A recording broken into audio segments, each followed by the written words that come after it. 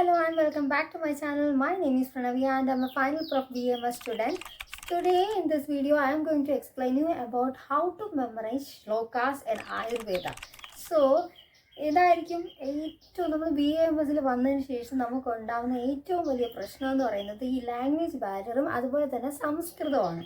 അപ്പോൾ നമുക്ക് ശ്ലോകങ്ങൾ എങ്ങനെ മെമ്മറൈസ് ചെയ്യണമെന്നുള്ളത് ഏറ്റവും വലിയ ഡിഫിക്കൽറ്റി ആയിരിക്കും. ഈവൻ ദോ ഫൈനൽ പ്രൊഫിൽ പഠിക്കുന്ന എനിക്കും ഇപ്പോഴും ഞാൻ ഫേസ് ചെയ്യുന്ന ഏറ്റവും വലിയ പ്രശ്നങ്ങളിലൊന്നാണ് ഈ ശ്ലോകങ്ങൾ ഓർത്തിരിക്കുക എന്നുള്ളത്. ഓക്കെ, ശ്ലോകങ്ങൾ തന്നെയാണ് ഇമ്പോർട്ടൻറ്റ്. എക്സാമിൽ ശ്ലോകങ്ങൾ എഴുതിയെങ്കിൽ മാത്രമേ കൂടുതൽ സ്കോർ ചെയ്യാൻ പറ്റുള്ളൂ. അപ്പോൾ നമുക്ക് ഇപ്പോൾ ശ്ലോകത്തിന് പകരം അതിന് മീനിങ് എഴുതിയെന്ന് വെച്ച് ഇപ്പോൾ 5 മാർക്കിൻ്റെ ഒരു ക്വസ്റ്റ്യന് അങ്ങനെ ആൻസർ ചെയ്യുകയാണെങ്കിൽ അതിൻ്റെ പകുതി തന്നെ കിട്ടാനുള്ള സാധ്യത വളരെ കുറവാണ്. അപ്പോൾ ഇനി നമുക്ക് എങ്ങനെ ഇതൊക്കെ പഠിക്കാം എന്നാണ് നമുക്ക് നോക്കേണ്ടത്. അതിന് കുറച്ച് ടിപ്സുകളുണ്ട്. അപ്പോൾ ഒന്നാമത്തെ കാര്യം എന്ന് പറയുന്നത് ലേൺ ഓൺലി എസെൻഷ്യൽ ശ്ലോകാസ്. ബിക്കോസ് നമ്മൾ ഇപ്പോൾ ഒരു പോർഷൻ പഠിച്ചാൽ നമുക്ക് ഏറ്റവും നമ്മൾ ആദ്യത്തെ പാഠമാണ് ആയുഷ്കാമ്യം അധ്യായം. അപ്പോൾ അതിൽ നമ്മൾ രാഗാതിരോഗാൻ എന്ന് പറഞ്ഞാണ് തുടങ്ങുന്നത്. പിന്നെ അതിനുള്ള ഇമ്പോർട്ടൻ്റ് എല്ലാ ശ്ലോകങ്ങളും ഇമ്പോർട്ടൻ്റ് ആണ്. ആ ചാപ്റ്ററിൽ നമുക്ക് ഒരു ശ്ലോകങ്ങൾ പോലും നമുക്ക് ഒഴിവാക്കാൻ പറ്റില്ല.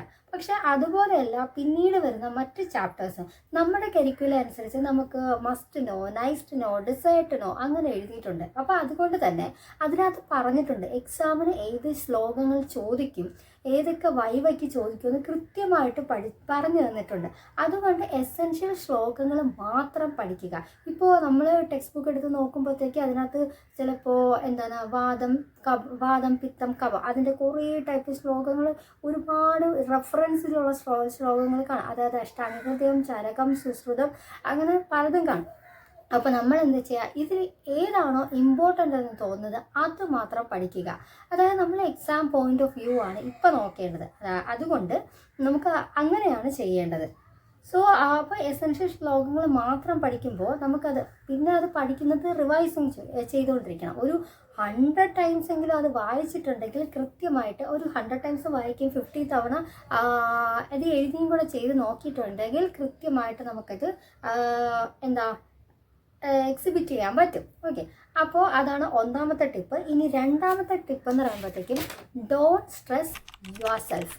ബിക്കോസ് നമ്മൾ ഏതെങ്കിലും ഒരു പോർഷൻ ഇപ്പോൾ രസം നമ്മൾ ദോഷങ്ങളും ധാതുക്കളും ഒക്കെ നമ്മൾ പഠിക്കുന്നുണ്ട്, പിന്നെ ഓജസ് പഠിക്കുന്നുണ്ട്. ഈ ശ്ലോകങ്ങളൊന്നും ഒരിക്കലും മിസ് ചെയ്യാൻ പറ്റാത്ത ശ്ലോകങ്ങളാണ്. പിന്നെ ചില പോർഷൻസ് ഒക്കെ എടുക്കുമ്പോഴത്തേക്ക് പ്രകൃതിയെക്കുറിച്ച് പഠിക്കുകയാണെങ്കിൽ പ്രകൃതിയിൽ ഒരുപാട് ശ്ലോകങ്ങളുണ്ടാവും. അപ്പോൾ നമ്മുടെ ക്ലാസ്മേറ്റിന് അല്ലെങ്കിൽ നമ്മുടെ ബെസ്റ്റ് ഫ്രണ്ടിന് ചിലപ്പോൾ ആ ഒരു ടോപ്പിക്കിനെ കുറിച്ച് ഒരു 10-12 ശ്ലോകങ്ങൾ അറിയാമായിരിക്കും. ഇൻസ്റ്റെഡ് ഓഫ് ദാറ്റ് നമുക്ക് 2 ശ്ലോകങ്ങൾ മാത്രമേ അറിയത്തുള്ളായിരിക്കും. അതായത് ഫ്ലുവൻ്റ് ആയിട്ട് പറയാൻ അറിയില്ലായിരിക്കും എന്ന് കരുതി നമ്മളത് വിഷമിക്കേണ്ട ആവശ്യമില്ല. ഓക്കെ, അറിയാവുന്ന ശ്ലോകങ്ങൾ കൃത്യമായിട്ട് പഠിക്കുക. ഇത് എക്സാം ടൈമിലാണ് നമുക്ക് ഏറ്റവും വലിയ പ്രശ്നങ്ങൾ ഉണ്ടാകുന്നത്.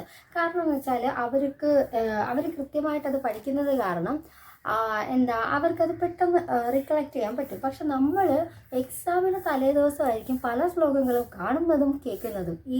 ഞാനും ഒരുപാട് അത് അനുഭവിച്ചിട്ടുള്ളതാണ്. അപ്പോൾ ആ ഒരു സമയത്തായിരിക്കും നമ്മൾ കാണുകയും കേൾക്കുകയും ഒക്കെ ചെയ്യുന്നത് കൊണ്ട് നമ്മൾ പെട്ടെന്ന് എല്ലാം കൂടി പഠിക്കണമെന്ന് തോന്നും. അപ്പോഴത്തേക്കും കുറച്ച് നേരം നമ്മളിങ്ങനെ പഠിക്കാൻ ശ്രമിക്കും. ഓക്കെ, നമ്മൾ ഭയങ്കരമായിട്ട് അതിന് വേണ്ടിയിട്ട് നമ്മുടെ ടൈമാണ് അപ്പോൾ നമ്മൾ പോകുന്നത്. അപ്പോൾ എന്താ ചെയ്യാന്ന് പറയുന്നത്, അറിയാവുന്ന ശ്ലോകങ്ങൾ പഠിക്കുക, ബാക്കിയുള്ള ശ്ലോകങ്ങളുടെ മീനിങ് നോട്ട് ചെയ്ത് വെക്കുക. അല്ലെങ്കിൽ അതിനകത്ത് ഏത് പോയിന്റാണ് ഇമ്പോർട്ടൻ്റ് ആയിട്ടുള്ളത്, ചില സംസ്കൃതം വാക്കുകളൊക്കെ കാണില്ലേ. അപ്പം ഇപ്പം ഓജസ്സിനെ കുറിച്ച് തന്നെ പറയുമ്പോഴത്തേക്കും ഈഷത് ലോഹിത പീതകം, സർപ്പിർ വർണ്ണം മധുരസം, ലാജാഗന്ധി പ്രജായത അങ്ങനെയൊക്കെ ചിലപ്പോൾ ആ ഒരു റെഫറൻസ് പഠിക്കാൻ പറ്റില്ല. അപ്പോൾ ലാജാഗന്ധി, സർപ്പിർ വർണ്ണം, മധുരസം അങ്ങനെയുള്ള പോയിന്റുകൾ മാത്രം നോട്ട് ചെയ്ത്, അതായത് ഒരു റെഫറൻസ് കോട്ട് ചെയ്യും, മറ്റൊരു റെഫറൻസിലെ പോയിന്റ് ഇമ്പോർട്ടൻ്റ് ആയിട്ടുള്ള പോയിന്റ് എഴുതുകയും ചെയ്യാം. അതാണ് ടിപ്പ് നമ്പർ 2. ഇനി മൂന്നാമത്തെ പറയുന്നത് കൊളാബറേറ്റ് വിത്ത് യുവർ ഫ്രണ്ട്സ്. ഇപ്പോൾ നിങ്ങളെ ക്ലാസ്മേറ്റ് ആവാം, അല്ലെങ്കിൽ റൂംമേറ്റ് ആവാം, ഇല്ലെങ്കിൽ ഒരു സീനിയർ ആവാം, ഈവൻ PG ആവാം. ആരെടുത്ത് വേണമെങ്കിലും നിങ്ങൾക്ക് ചോദിച്ചത് പഠിക്കാം. നമുക്കത് വായിക്കാൻ അറിയില്ലെങ്കിൽ നമുക്ക് അവരുടെ ഹെൽപ്പ് ചോദിക്കാം, പ്രശ്നമൊന്നുമില്ല. അവരോടൊപ്പം റിസൈറ്റ് ചെയ്ത് പഠിക്കാം. ഒരു ദിവസം ഞാൻ കോളേജ് കഴിഞ്ഞതിന് ശേഷം ഞാനിങ്ങനെ വാഷൊക്കെ തുണിയൊക്കെ കഴുകി അത് ഞാനിങ്ങനെ വിരിക്കാൻ പോയപ്പോഴത്തേക്കും ഒരു കുട്ടി ഇങ്ങനെ എൻ്റെ ഒരു ജൂനിയറാണ്, ജസ്റ്റ് ജൂനിയറാണ്. ആ കുട്ടി ഇങ്ങനെ പഠിച്ചുകൊണ്ടിരിക്കുന്നത്. അപ്പോൾ പഠിച്ചുകൊണ്ടിരിക്കുന്ന ഞാൻ അതിലിങ്ങനെ പോയപ്പോഴത്തേക്ക് ആ കുട്ടി ഇങ്ങനെ തെറ്റായിട്ടായിരുന്നു വായിച്ചുകൊണ്ടിരുന്നത്. അപ്പോൾ ഞാൻ ആ കുട്ടിയെടുത്ത് പറഞ്ഞു, ഇത് നീ തെറ്റായിട്ടാണ് വായിക്കുന്നത്. അപ്പോൾ ഞാൻ പറഞ്ഞു കൊടുത്തു. അപ്പോൾ ആ ശ്ലോകം ഞാൻ കൃത്യമായിട്ട് പറഞ്ഞു കൊടുക്കുക മാത്രമല്ല, എനിക്ക് അവൾക്ക് അത് ഡൗട്ട് ഉണ്ടെങ്കിൽ ഞാൻ അതിൻ്റെ ആ പോർഷൻ എവിടെയാണെന്ന് പറഞ്ഞു കൊടുത്തു. അതൊന്ന് പോയി നോക്കാൻ പറഞ്ഞിട്ടുണ്ടായിരുന്നു. അങ്ങനെ ആ കുട്ടി അത് പോയി നോക്കി.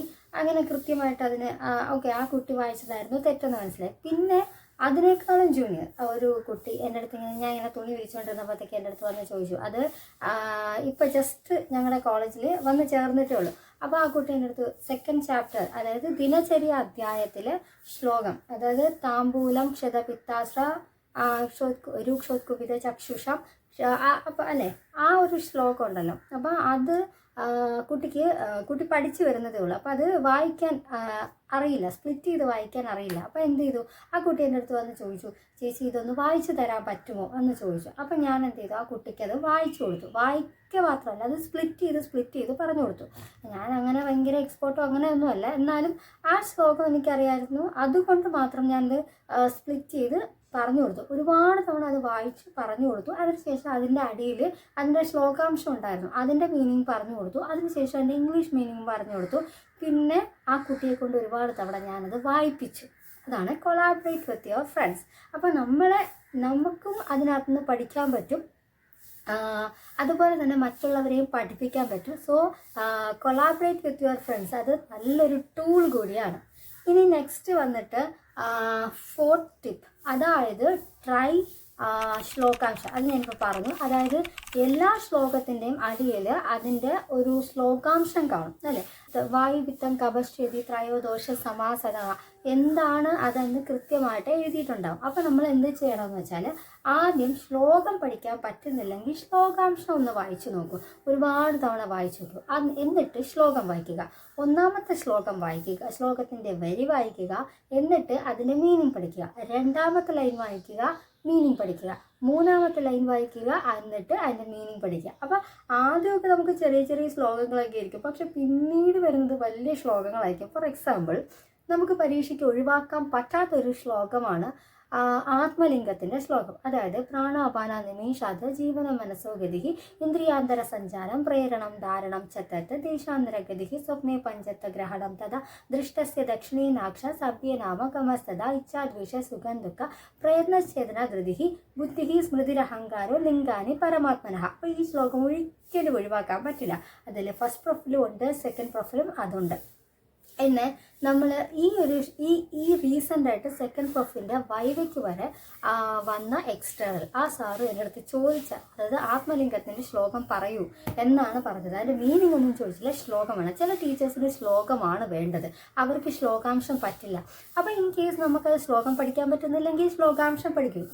അതായത് ഓക്കെ, നമുക്ക് അത് എഴുതിയാലും മതി. ഇപ്പോൾ നമ്മൾ സംസ്കൃതത്തിൽ എക്സാം എഴുതുമ്പോഴത്തേക്കും അതുണ്ടല്ലോ, അതായത് യൂണിവേഴ്സിറ്റി എക്സാമിൽ ശ്ലോകം എഴുതുക, ശ്ലോകത്തിൻ്റെ ശ്ലോകാംശം എഴുതുക, പിന്നെ മീനിങ് ഇംഗ്ലീഷ് മീനിങ് എഴുതുക, പിന്നെ അതിൻ്റെ സന്ധി സമാസം അങ്ങനെ സ്പ്ലിറ്റ് ചെയ്ത് എഴുതാനുള്ള ക്വസ്റ്റ്യൻസ് ഒക്കെ ഉണ്ട്.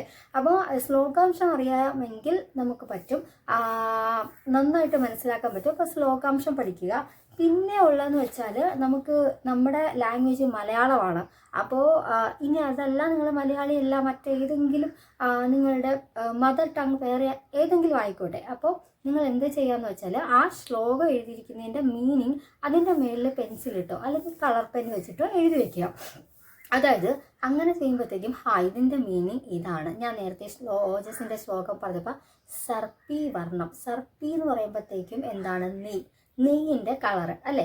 അപ്പോൾ ലാജാഗന്ധി, ലാജ എന്ന് പറയുമ്പോൾ മലർ, അപ്പോൾ അതിൻ്റെ ഗന്ധമാണ്.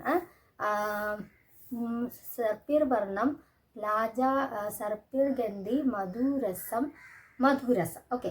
മധുരസം എന്ന് പറയുമ്പോൾ എന്താണ്, തേനിൻ്റെ രുചിയാണ്. അപ്പോൾ ഇതൊക്കെയാണ് ഓജസ്സിൻ്റെ ഗുണങ്ങളിൽ പറയുന്നത്. അപ്പോൾ അത് ഞാൻ എങ്ങനെ മനസ്സിലാക്കി, അപ്പം മലയാളമായിരുന്നു, എൻ്റെ മദർ ടങ് മലയാളമായതുകൊണ്ടാണ് എനിക്കത് മനസ്സിലായത്. അപ്പം ഞാനത് എഴുതി വെച്ചു. അപ്പോൾ എൻ്റെ ഫസ്റ്റ് ഇയർ ഇപ്പം ഞാൻ യൂസ് ചെയ്യുന്ന എൻ്റെ അഷ്ടാംഗ ഹൃദയം ടെക്സ്റ്റ് ഫുള്ള് ഇങ്ങനെ എഴുതി മാത്രം വെച്ചിരിക്കും. അഷ്ടാംഗ ഹൃദയം മാത്രമല്ല, ചരകം ഫുള്ള് ഇങ്ങനെ എഴുതി വെച്ചിട്ടുണ്ട്. അപ്പോൾ നമ്മുടെ മദർ ടങ്ങിൽ അത് എഴുതി വെക്കുക, അതും നല്ലൊരു ടൂളാണ് കേട്ടോ. അത് പെട്ടെന്ന് നമുക്കത് ഓർത്തെടുക്കാൻ പറ്റും. എന്തുകൊണ്ട് അങ്ങനെ വന്നു. ഇപ്പോൾ രസധാതു വൃദ്ധിയാണെങ്കിൽ രസേ രൗഷം ശ്രവക ശോഷോ ഗ്ലാൻ ശബ്ദ അസഹിഷ്ണുത അല്ലേ. അപ്പോൾ ശബ്ദ അസഹിഷ്ണുത, നമുക്ക് ശബ്ദങ്ങളൊക്കെ കേൾക്കുമ്പോഴത്തേക്കും എന്താണ് ഇറിറ്റേഷൻ തോന്നും. അപ്പോൾ അത് എനിക്ക് ഭയങ്കര സൗണ്ട് സ്ട്രെസ്, ഭയങ്കര ശബ്ദം കേൾക്കുമ്പോൾ ഇറിറ്റേഷൻ തോന്നും. അതിനർത്ഥം മലയാളത്തിൽ എഴുതി വെച്ചു, രസധാതു വൃദ്ധി സംഭവിച്ചു, അതുകൊണ്ടാണ് അങ്ങനെ. അപ്പോൾ നമുക്ക് ഇമ്പോർട്ടൻ്റ് ആയിട്ട് എഴുതി വെക്കുക അല്ലേ. അത് ശ്ലോകാംശം പഠിച്ചിട്ട് അതിൻ്റെ മീനിങ് മലയാളത്തിലോ ഇംഗ്ലീഷിലോ ഈവൻ സംസ്കൃതത്തിലോ എഴുതി വയ്ക്കുക. അത് നല്ലൊരു കാര്യമാണ്. പിന്നെ ഉള്ളത്, പിന്നെ അടുത്ത ടിപ്പ്, 5ാമത്തെ ടിപ്പ് എന്ന് പറയുന്നത് യൂസ് നിമോണിക്സ്. നിമോണിക്സ് ഇപ്പോൾ നമുക്ക് എന്താ, ഇപ്പോൾ എല്ലാവരും ഓരോ കോഡൊക്കെ ഉണ്ടാക്കുമല്ലോ, അത് തന്നെയാണ്. ഇഷ്ടമുള്ള കോഡ് ഉണ്ടാക്കുക. ഇപ്പോൾ എനിക്ക് ഓർമ്മ അതായത് സെക്കൻഡ് പ്രൊഫിൽ അതായത് തമഹശ്വാസം, അതൊരു വലിയ ശ്ലോകമാണ്. അതായത് പ്രതിലോകം സിരാഗച്ചനുദീര പവനഹ കവം, അങ്ങനെ പോകുന്നൊരു ശ്ലോകം. അപ്പം ഞങ്ങൾ നിമോണിക്സ് ഉണ്ടാക്കിയിട്ടുണ്ട്, പക്ഷേ എനിക്ക് ആ നിമോണിക്സ് അത്ര ഓർമ്മ വരത്തില്ല. അതുകൊണ്ട് ഈ ഒരു 11 ലൈനുള്ള ഒരു ശ്ലോകമാണ്. ആ ശ്ലോകത്തിൻ്റെ ഫസ്റ്റ് ഞാൻ എന്ത് ചെയ്തത്, എനിക്ക് ആ ക്വസ്റ്റ്യൻ പരീക്ഷയിൽ ചോദിക്കുമ്പോഴില്ല, എല്ലാ ലൈനിൻ്റെ ഫസ്റ്റ് വേർഡ്, അതായത് പ്രതിലോമം, അപ്പോൾ പ്രതിലോമം സ്ഥിര, അങ്ങനെ പ്രാ പ ക അങ്ങനെ ലൈൻ ബൈ ലൈൻ ഓരോ ലൈനിൽ ഞാൻ പ്രാപ കാക്ക ഇങ്ങനെ എഴുതി വെച്ചിട്ട് പിന്നെ അത് ഫില്ല് ചെയ്യും. പ്രതിലോമം സിരാഗച്ചനുദീര പവരഹ കവം പരിഗൃഹ ശിരോഗ്രീവം ഭാഷ, അങ്ങനെ എഴുതി വെക്കരുത്. ഇതായിരുന്നു എൻ്റെ രീതി. അത് അങ്ങനെയും ചെയ്യാം, ഇഷ്ടമുള്ള രീതിയിൽ ചെയ്യാം. അതായത് ഫസ്റ്റ് ലൈൻ ഫസ്റ്റ് വേർഡ് മാത്രം എഴുതിയിട്ട് പിന്നെ അത് ഫില്ല് ചെയ്തുകൊണ്ടിരിക്കുക, അത് ഓരോരുത്തരുടെ രീതി. പിന്നെ റൈംസ് ഉണ്ടാക്കാം. നമുക്ക് നഴ്സറി ഗാനങ്ങൾ ഇഷ്ടമുള്ള ഒരുപാട് പേരുണ്ടാവാം, അല്ലെങ്കിൽ എനിക്കിഷ്ടം സിനിമ പാട്ടുകളാണ് കേട്ടോ. അതായത് ഫോർ എക്സാമ്പിൾ ഞാൻ തന്നെ പറഞ്ഞുതരാം. അതായത് എനിക്ക് അല്ലു അർജുനെ ഭയങ്കര ഇഷ്ടമാണ്. അപ്പോൾ അല്ലു അർജുൻ്റെ മിക്ക സിനിമകളും ഞാനിരുന്ന് കാണാറുണ്ട്. അപ്പോൾ അതിൽ ഒരു പാട്ടുണ്ട്, അതായത് ആര്യ ഫിലിമിലൊരു സോങ് ഉണ്ട്, ഏതോ പ്രിയഗാനം മൂളി ഞാൻ. അപ്പോൾ ആ പാട്ട് ഞാൻ സെക്കൻഡ് പ്രൊഫിൽ നമ്മുടെ അർദ്ദിതത്തിൻ്റെ ശ്ലോകം ഉണ്ടല്ലോ, അതെന്താ, അർദ്ദിതത്തിൻ്റെ ശ്ലോകം ശിരസ വാരഗ്രഹണാദതിഹാസ്യ പ്രഭാഷണ ഉക്ത്രാസ വക്ത്രക്ഷവതോഹോ ഖരകാർമുക കൃഷ്ണ, അങ്ങനെ ശ്ലോകം പോകുന്നുണ്ട്. അപ്പം ഞാൻ എന്ത് ചെയ്തെന്ന് വെച്ചാൽ ഈ പാട്ടും ഈ ശ്ലോകവും കൂടി കൊളാബറേറ്റ് ചെയ്തു. അതാണ് എൻ്റെ റൈം.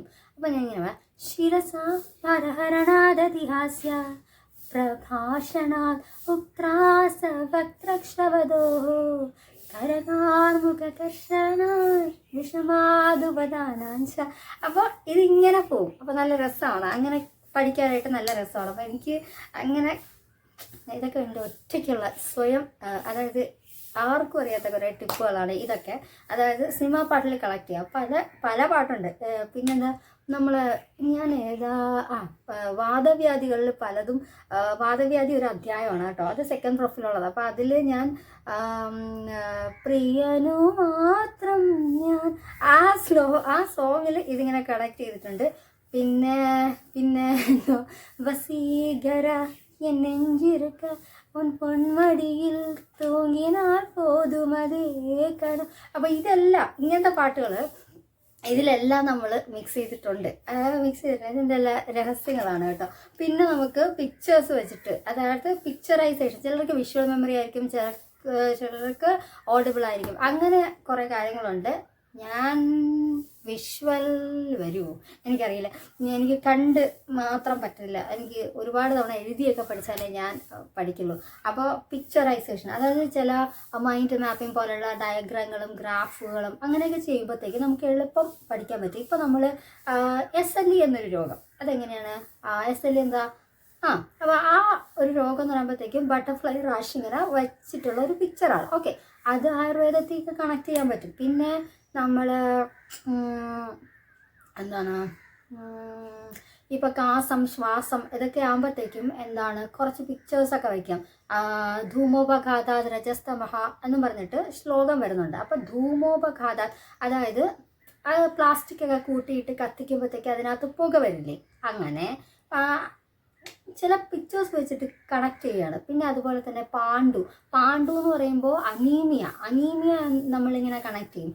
അപ്പോൾ ഒരുപാട് എന്താണ് ക്ഷാര അമ്ല ലവണ അങ്ങനെയൊക്കെ ഉപയോഗിക്കുമ്പോൾ ഉണ്ടാകുന്ന അത് പിക്ചേഴ്സ് വയ്ക്കും. ഇപ്പോൾ അർത്തിതം അല്ലെങ്കിൽ ബെൽസ് പാൾസി ഒക്കെ വരുമ്പോഴത്തേക്കും, അതായത് ഹെഡിൽ ഈ വെയിറ്റ് ഒക്കെ ഭാരം ചുമക്കുന്ന കുറേ ആൾക്കാരില്ലേ, അതായത് റെയിൽവേ സ്റ്റേഷനിലൊക്കെ നമ്മൾ കാണുന്നില്ലേ, ഒരുപാട് വെയിറ്റ് ഒക്കെ തലയിൽ ചുമന്നുണ്ട്. അപ്പോൾ അതിൻ്റെ പിക്ചർ വയ്ക്കുമ്പോഴത്തേക്കും അതുപോലെ തന്നെ കട്ടിയുള്ള ആഹാരങ്ങൾ ഇങ്ങനെ കടിച്ച് കഴിക്കുക, അങ്ങനെയൊക്കെ ചെയ്യുമ്പോഴായിരിക്കും നമുക്ക് ബെൽസ് പാൾസിയൊക്കെ വരുന്നത്. ഇതൊക്കെ കണ്ടിന്യൂസ് യൂസ് ചെയ്യുമ്പോഴാണ് ഇങ്ങനെയൊക്കെ വരുന്നത്. അപ്പോൾ അങ്ങനെ പിക്ചറുകൾ വെച്ചിട്ട് രോഗം ഐഡൻറ്റിഫൈ ചെയ്യുന്ന ഒരുപാട് പേരുണ്ട്. അതുപോലെ ശ്ലോകങ്ങൾ നമുക്ക് പിക്ചർ വഴി കണക്ട് ചെയ്യാൻ പറ്റും. പലതരം കോഡുകളൊക്കെ ഉപയോഗിക്കാം. ചിലപ്പോൾ അത് പുറത്ത് പറയാൻ പറ്റുന്ന കോഡുകളാവാം, പറയാൻ പറ്റാത്ത കോഡുകളാവാം. അപ്പോൾ ഇങ്ങനെയൊക്കെയാണ് നമ്മൾ ശ്ലോകങ്ങൾ പഠിക്കുന്നതും ഇനിയും പഠിച്ചുകൊണ്ടിരിക്കുന്നതും. അപ്പോൾ ഇത്രയേ ഉള്ളൂ. ഇത് സിമ്പിളാണ്. ഇത് അറിഞ്ഞു കഴിഞ്ഞാൽ ഭയങ്കര ഈസിയാണ് ഈ ശ്ലോകം പഠിക്കാമെന്ന് വെച്ചാൽ. വെറുതെ നമ്മൾ സ്ട്രെസ് എടുക്കണ്ട എന്ന് വെച്ചാൽ അറിയാവുന്ന ശ്ലോകം വൃത്തിയായിട്ട് പറയാൻ പറ്റണം, അതിൻ്റെ മീനിങ് സഹിതം പറയാൻ പറ്റണം. വെറുതെ ആര് ചോദിച്ചാലും അതിപ്പോൾ ഫസ്റ്റ് പ്രൊഫിൽ ഈ പ്രാണാപാനം അതായത് ആത്മലിംഗത്തിൻ്റെ ശ്ലോകം ഫസ്റ്റ് പ്രൊഫിൽ പഠിച്ചതാണ്. സെക്കൻഡ് പ്രൊഫിൽ ആ പോർഷൻ ഞാൻ തൊട്ടിട്ട് പോലുമില്ല. പക്ഷേ അതുണ്ടെന്നറിയാം, പക്ഷേ ഞാനത് പഠിച്ചിട്ടില്ല. ഞാൻ ആ പോർഷൻ അങ്ങ് വിട്ടിരുന്നു. പക്ഷേ ഞാൻ വൈവയ്ക്ക് ചെന്നപ്പോഴത്തേക്കും വൈവ ഞാൻ സെക്കൻഡ് ബാച്ചായിരുന്നു. അപ്പോൾ അതായത് സംഹിത വൈവയുടെ സെക്കൻഡ് ബാച്ചിനാണ് ഞാൻ ചെന്നത്. അപ്പോൾ ഫസ്റ്റ് ബാച്ചിനോട് ഇത് ചോദിച്ചപ്പോഴത്തേക്ക് ഏകദേശം ക്വസ്റ്റ്യൻസ് ഒക്കെ നമുക്ക് മനസ്സിലാവുമല്ലോ. അപ്പോൾ നമ്മളോട് പറഞ്ഞു ഇതൊക്കെ പഠിക്കണം. അപ്പോഴും അന്ന് ഞാൻ ഇങ്ങനെ ആലോചിച്ച് നോക്കിയതല്ലേ, ആ ശ്ലോകം ജസ്റ്റ് ഒന്ന് ആലോചിച്ച് നോക്കിയതേ ഉള്ളൂ. അതായത് ഫസ്റ്റ് പ്രൊഫിൽ അത്രയും നല്ലതുപോലെ ആ ശ്ലോകം പഠിച്ചതുകൊണ്ട് മാത്രമാണ് സെക്കൻഡ് പ്രൊഫിൽ എനിക്കത് പറയാൻ പറ്റിയത്. ഓക്കെ, അപ്പോൾ സെക്കൻഡ് പ്രൊഫിൽ അത്യാവശ്യം കുഴപ്പമില്ലാതെ ആ ശ്ലോകം എൻ്റെ അടുത്ത് ചോദിക്കുമെന്ന് എനിക്ക് പ്രതീക്ഷയില്ലായിരുന്നു. പക്ഷെ ചോദിച്ചു. ഞാനത് പെട്ടെന്ന് വിത്തിൻ സെക്കൻഡ്സ് ആ ശ്ലോകം ഞാൻ പറഞ്ഞു തീർത്തു. നല്ല രസമായിരുന്നു. അപ്പോൾ അത്രയൊക്കെ ഉള്ളൂ. അപ്പോൾ that's it for the video. നിങ്ങൾക്ക് ഇഷ്ടപ്പെട്ടിട്ടുണ്ടെങ്കിൽ like, share and subscribe to my channel. See you on next video. Tata, bye by.